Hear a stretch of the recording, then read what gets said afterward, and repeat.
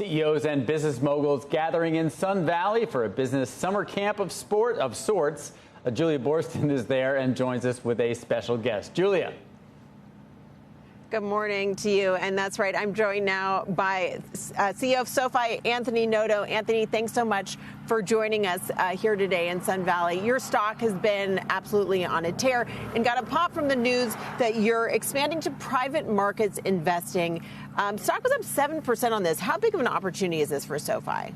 We think it's a large opportunity. It's part of our overall strategy to be a one-stop shop for all your financial services needs. Investing is one of those areas, and we're giving access to Main Street investors to products they would not otherwise get in prior history. So we started with single stocks, launched fractional shares, added ETFs, robo accounts. We then started doing IPOs. We were the exclusive retail provider of the Rivian IPO, as an example. And then about a year ago, we launched alternative assets, including private equity, private credit, private real estate, and then even an opportunity to invest in some private companies, specifically through SPVs like Anthropic as well as SpaceX. And this is an evolution of now being able to invest in private companies through funds. And you can invest with as little as $10. The minimums are all different, but on one of them it's $10, one is about $500, and one is about $2,500. But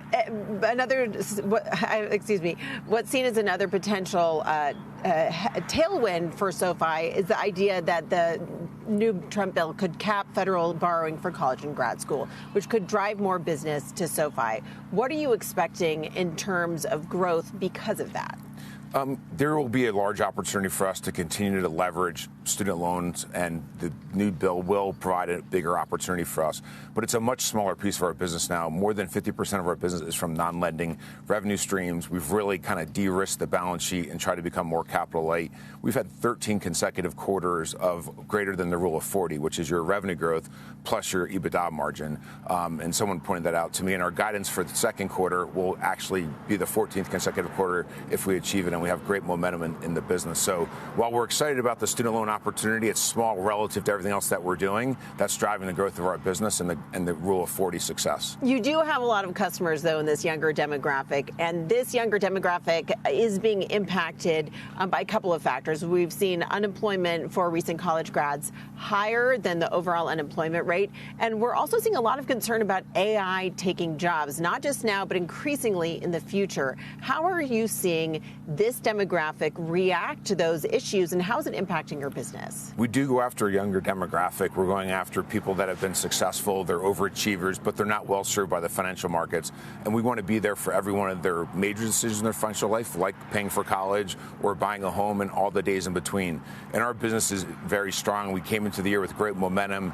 In Q1, we had over 30% revenue growth. It was an acceleration. We've been able to maintain more than 30% member and product growth, and we don't see that slowing down. So we're seeing real strength across the consumer and spending, improving credit, and the desire to do more with us. But when you look at the evolution of this younger consumer, the new CNBC Generation Lab poll shows that young people are so worried about AI taking their jobs. How do you expect that consumer to change in terms of the services that they get from SoFi? What I'd say is every innovation drives more opportunities. Yes, some of the opportunity is closed, but it'll create new opportunities.